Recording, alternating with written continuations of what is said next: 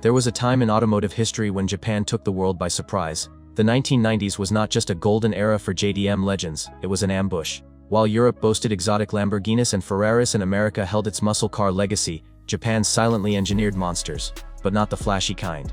These cars did not come with outrageous body kits or million-dollar price tags. They were simple, humble machines. Some looked like family sedans, others like regular coupes. But when the light turned green, they devoured everything in their path. Today we are going deep into the archives.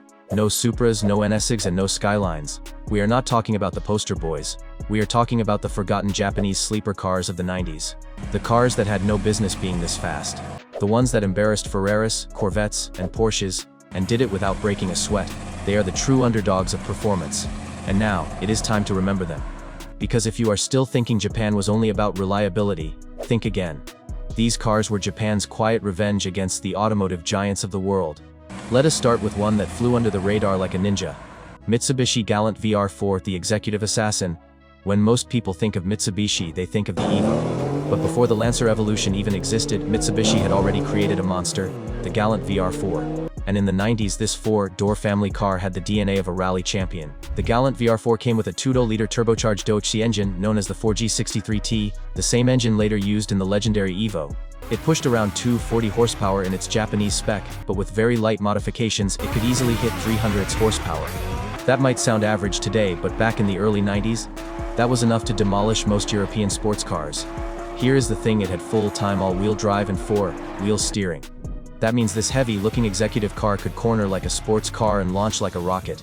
It was subtle, boxy, and completely forgettable in design, but that was its strength. Nobody expected it to be fast. It looked like something your dad would drive to work. But line it up next to a Corvette C4 or even a Ferrari 348, and the Gallant VR4 would hold its own or even walk past. It was Japan's polite way of saying, we can build a better car without making a big deal about it. And that is what made it deadly. Nissan Staga 26 and RS, the Skyline wagon nobody talks about. The Nissan Staga was never supposed to be fast. It was a station wagon. It was built for families' luggage and long drives across the country. But then Nissan decided to inject it with venom. They handed it over to Autech, Nissan's in-house tuner, and what came back was the Staga 260 RS, a car that became one of the most terrifying sleepers of its time. Why? Because under the hood was the RB260ET, the same twin-turbo inline-six engine from the Skyline GTR, paired with the ATC all-wheel drive system and a 5-speed manual transmission.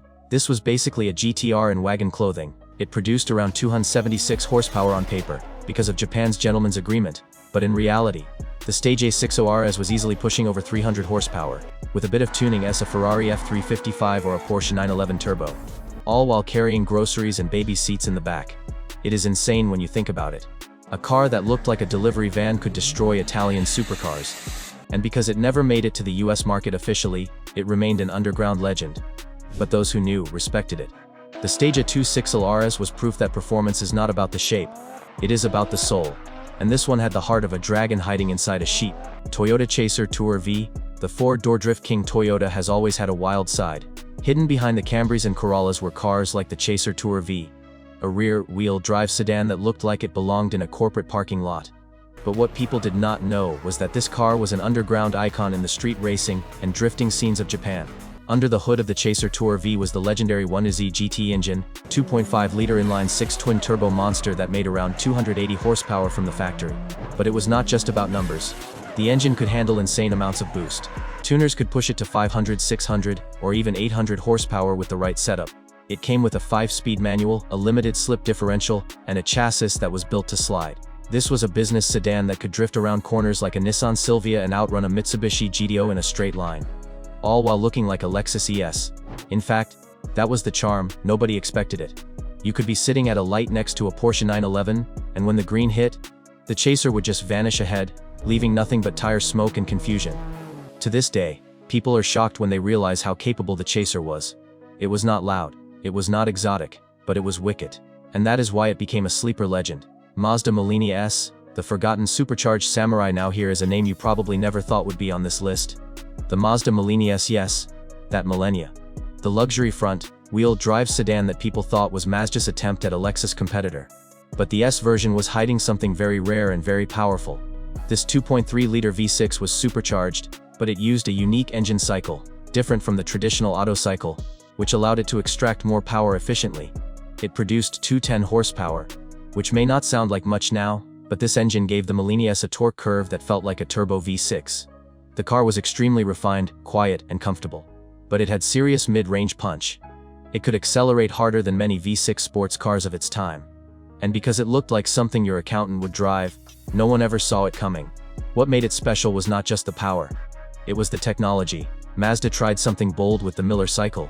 It did not catch on worldwide, but for a brief moment in the 90s, the Molini S was a technological oddball that could accelerate a Mustang GT while keeping its driver completely isolated from the chaos. It was Japan's message to the world: even our luxury cars can fight. Subaru Legacy GTB, the forgotten rally wagon before the WRX took over every rally fan's dream. Subaru had something else cooking: the Legacy GTB. And in the 90s, this was a car that made rally performance practical. The GTB stood for Gran Turismo Bilstein, meaning it had upgraded suspension and a twin turbocharged flat-4 engine. In its JDM version, it pushed out nearly 280 horsepower and had a 5-speed manual with Subaru's legendary symmetrical all-wheel drive. What does that mean? It means this unassuming wagon could corner like a sports car, accelerate like a rally car, and carry your kids in the back seat, all at once. It was subtle, tough, and shockingly quick. In fact, it could outrun most European sports cars on a mountain road thanks to its grip and turbocharged torque. But because it never got the same attention as the Impreza WRX Ti, it remained in the shadows. And maybe that is what made it even better. While everyone chased rally glory in a WRX, the Legacy GTB quietly held the same power and more practicality. It was like a sniper, deadly accurate, completely quiet, and never in the spotlight. Pause and think about this. Imagine this: you are in 1996. You spent a fortune on a brand new Ferrari 355, thinking nothing on the road can touch you. You roll up to a red light, and next to you is a guy in a boxy station wagon with a baby seat in the back. You smirk. The light turns green, and that wagon destroys you. Welcome to Japan in the 90s. These cars were not accidents. They were part of a silent revolution. Japan was showing the world that performance does not have to wear a cape. It can wear a suit. It can carry luggage. It can sit in traffic and still scare a supercar when the time comes. Sleeper cars were Japan's way of flexing intelligence over ego. While others chased attention, Japan chased perfection. And these machines were the result. So what does this all mean now? Today, we live in an era where everything is loud. Hypercars with wings, 1,000 horsepower EVs, and digital dashboards that look like video games. But back in the 90s, Japan did something different.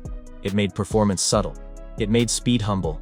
And that is why these forgotten sleeper cars still matter. They remind us that real power does not beg to be seen. It waits quietly until it is time to strike.